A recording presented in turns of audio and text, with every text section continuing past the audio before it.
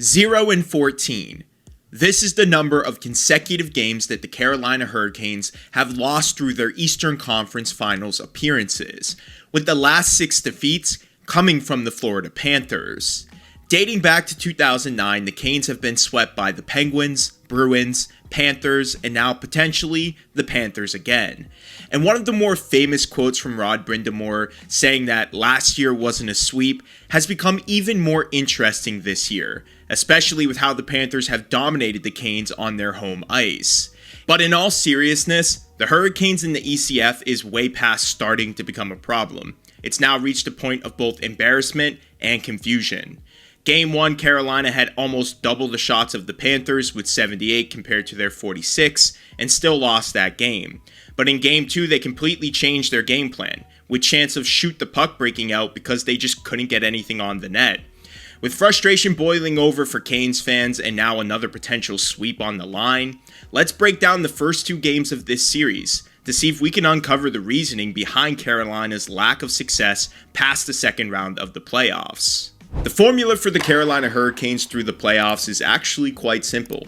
They apply an aggressive forecheck, dump the puck in deep, maintain possession in their opponent's offensive end to wear down the defense. They then shoot a ton of pucks on net and either get a goal off of that or try to clean things up, whether that's off a loose puck or a rebound. And this honestly was a good approach for most of the playoffs, but when you're playing against the Florida Panthers team that is this deep defensively, you have to make some adjustments, and so far it doesn't seem like the Hurricanes have been capable of doing that. Now, Game 1, you could say that the Hurricanes deserved better against the Panthers. They stuck to their game plan, but they met a hot goalie in Bobrovsky who just kept them at arm's length. Game 2, however, you can't make that same claim. From the moment both teams took the ice and the puck was dropped, the Panthers just played with more edge, speed, and heart, applying constant pressure to Carolina's defense and scoring fast and early to put them out of reach, essentially using their own game plan against them. In fact, in Game 2, Carolina's offensive efforts were just flat out embarrassing.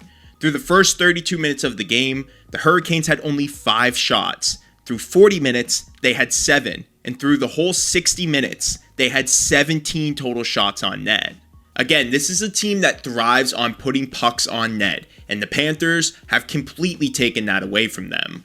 But there's also another important stat that the Hurricanes were the best in the league at this postseason that is also completely flipped on its head, and that's their penalty kill. Through round 1, the Hurricanes didn't allow a single goal on the power play against New Jersey, maintaining what was a perfect penalty kill through their first 5 postseason games. Round 2 against a Washington team that thrived on the man advantage as well was a similar story. They allowed 2 power play goals through their first 2 series and killed 28 out of 30 penalties, and even had a shorthanded goal in that stretch. Their penalty kill legitimately became their identity. Through 2 games against the Panthers now, the Canes have already allowed 4 power play goals. That's double the amount they allowed through 10 games and 2 different series against 2 different opponents. That to me is a crazy statistic in Florida's favor. Now again, it seems like Florida completely understands Carolina's game plan and in fact continues to use it against them, only this time they're doing it much better than Carolina can, applying an aggressive forecheck, causing Carolina to be on their heels and in turn forcing them to take more penalties, which has given Florida more power play opportunities. And with the amount of depth and amazing talented players that Florida has on this team, they're more likely to score power play goals than their former opponents like Washington and Montreal, who just don't have the same depth as Florida. And that's where this problem has arisen for the Carolina Hurricanes. They are forcing themselves into bad positions against an experienced team that knows how to score when given the opportunity. The next notable thing for Carolina through the first 2 games is the drop-off in play by Freddie Andersen. Andersen has now allowed back-to-back 5-goal games against the Panthers, and that stretch in the first period might have been his worst of the playoffs. Andersen has always been a question mark with his injuries. His inability to stay healthy has been the biggest blemish on his career, and a massive reason why most of the hockey world picks against the Carolina Hurricanes the deeper they go into the playoffs. This time around, though, we're experiencing something kind of unfamiliar from Andersen, and that's his play just being bad, not really his injuries being a factor. Through rounds 1 and 2, Anderson led every goalie in both save percentage and goals against average, with a .937 save percentage and a 1.38 goals against average. These were historic numbers set to make Anderson not only the most valuable player of the playoffs, but potentially one of the greatest playoff goalie performances that we have ever seen in this league. However, since starting this series against the Panthers, Anderson's story has completely flipped upside down. In the first 2 games, he's averaged a .750 save percentage and a 6.16 goals against average, knocking his playoff numbers all the way down to a .907 save percentage and a 2.02 goals against average, which isn't exactly breaking any records compared to what he was putting up before.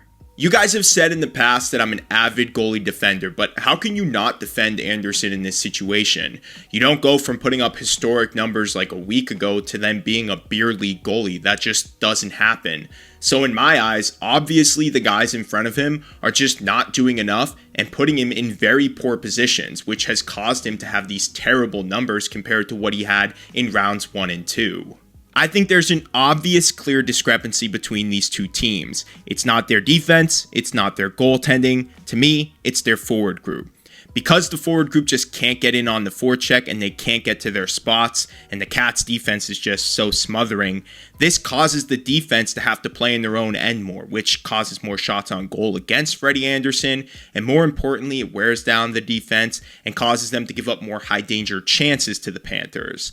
Now, the Panthers have 4 incredibly talented forward lines, where the Canes, I think they have just about 2, based on how their roster looks right now, and even that might be a stretch with Aho, Jarvis, and Svechnikov only combining for 1 goal in 2 games played so far.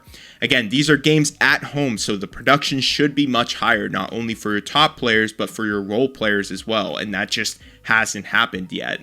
But to this point, I think I've said all I need to about the Carolina Hurricanes. I think we need to actually flip over to the other side to give the Florida Panthers their flowers for how they've come out in this series. Through their playoff run, not just this series, the Panthers have done an amazing job of taking team star players out of the equation. Whether that be Kucherov in round 1, Matthews and Marner in round 2, or so far in this series, Svechnikov and Aho.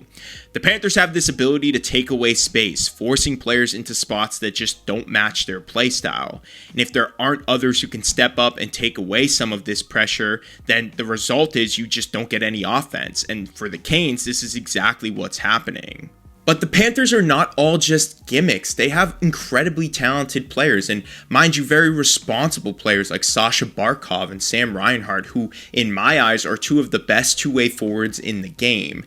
And this is kind of the big problem with Carolina. They understood that they lacked forwards, and they really went out and tried to get a talented player in Rantanen, but it just didn't work out. So it's hard to really blame Carolina in this situation because they did all they could, but there's just nothing left for them to show for it, and you gotta just kind of feel bad for them in the end. So big question going forward, are the Carolina Hurricanes done, or can they come back in this series? Well, never say never, but it's going to be important for Carolina to understand that they have to get back to their game plan because that's what brought them success through the regular season and the first 2 rounds. But don't be silly and just bring out that exact same style of hockey. You have to make a few adjustments. What I mean by that is they have to find a way to get into the offensive zone more efficiently and stay there long enough to wear down Florida's defensemen. Alleviating some of that pressure from your goalie and your back end, it's going to allow you to not play this fatigued brand of hockey and also prevent Florida from going on these onslaughts. The other thing you have to do is get your stars going, Aho and Svechnikov specifically, because without them having heroic performances on the road, this team will have no chance of getting back in this series. I understand you don't have that guy in Rantanen that you wanted, but you do have some gamers, and I think this is going to be the moment for them to step up with these next 2 very important games. But this is it for the Carolina Hurricanes. Game 3 is not only going to be a defining moment for this season and playoff run, but also for the Canes' future. If they get swept, or even lose in 5, I think we're going to have some serious conversations about not only this roster, but their coaching and their front office. And that's not something that any of these guys deserve.